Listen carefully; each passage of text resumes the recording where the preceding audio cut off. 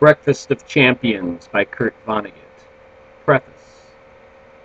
The expression breakfast of champions is a registered trademark of General Mills, Inc. for use on a breakfast cereal product. The use of the identical expression as the title for this book is not intended to indicate an association with or sponsorship by General Mills, nor is it intended to disparage their fine products. The person to whom this book is dedicated, Phoebe Hurdy, is no longer among the living, as they say. She was an Indianapolis widow when I met her late in the Great Depression. I was 16 or so. She was 40. She was rich, but she had gone to work every weekday of her adult life, so she went on doing that. She wrote a sane and funny advice to the lovelorn column for the Indianapolis Times, a good paper which is now defunct. She wrote ads for the William H. Block Company, a department store which still flourishes in a building my father designed. She wrote this ad for an end-of-the-summer sale on straw hats. For prices like this, you can run them through your horse and put them on your roses. Phoebe Hurdy hired me to write copy for ads about teenage clothes. I had to wear the clothes I praised. That was part of the job, and I became friends with her two sons who were my age. I was over at their house all the time. She would talk bodily to me and her sons, and to our girlfriends when we brought them around. She was funny. She was liberating. She taught us to be impolite in conversation, not only about sexual matters, but about American history and famous heroes, about the distribution of wealth, about school, about everything.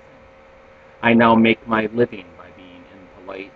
I am clumsy at it. I keep trying to imitate the impoliteness which was so graceful in Phoebe Hurdy. I think now that grace was easier for her than it is for me because of the mood of the Great Depression.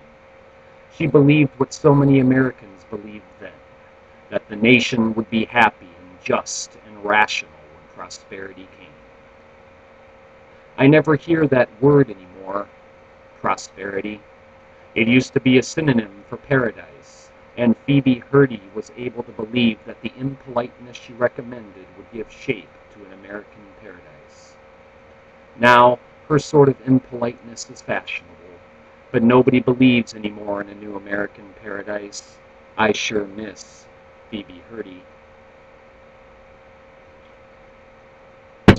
As for the suspicion I express in this book that human beings are robots, are machines, it should be noted that people, mostly men, suffering from the last stages of syphilis, from locomotor ataxia, were common spectacles in downtown Indianapolis and in circus crowds when I was a boy.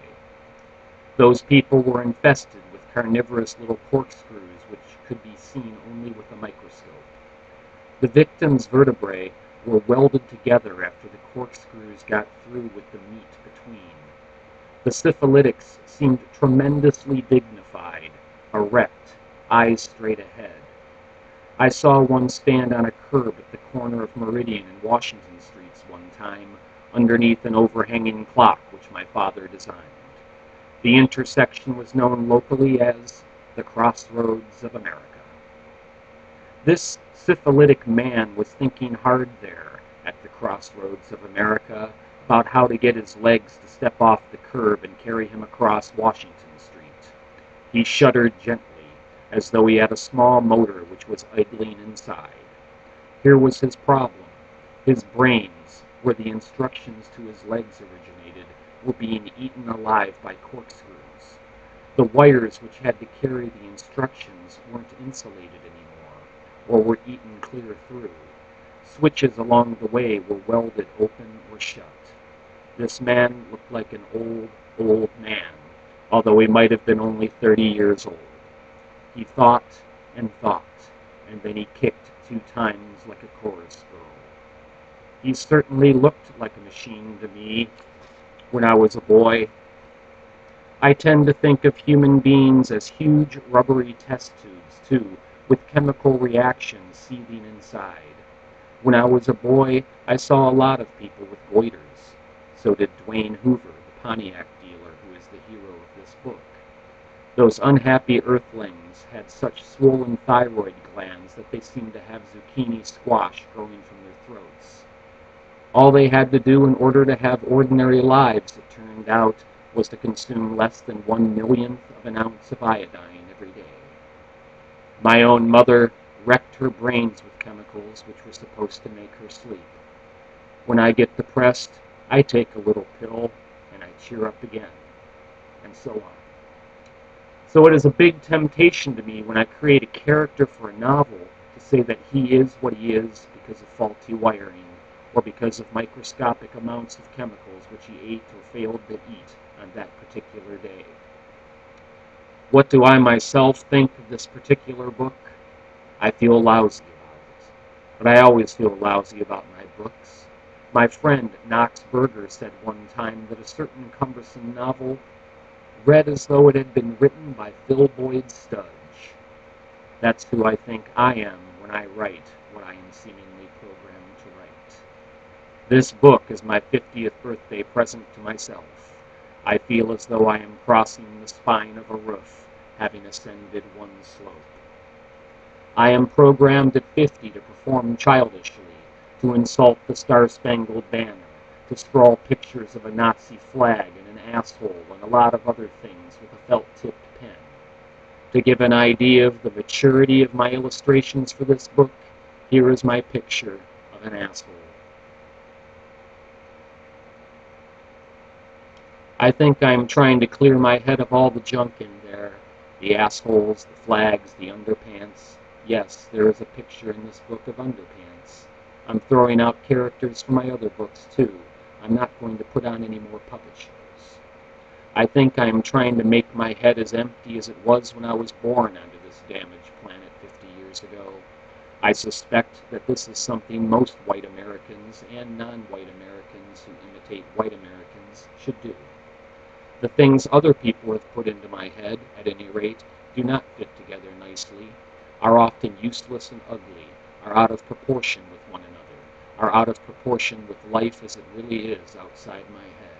I have no culture, no humane harmony in my brains. I can't live without a culture anymore.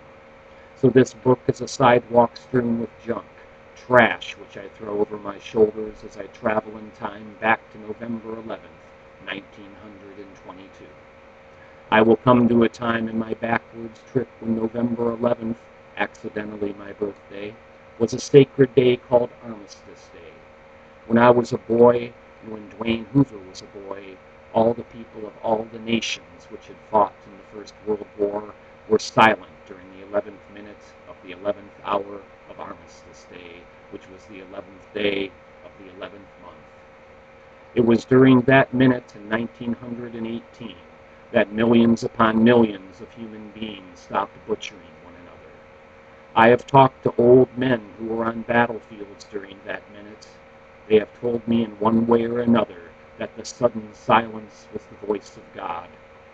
So we still have among us some men who can remember when God spoke clearly to mankind.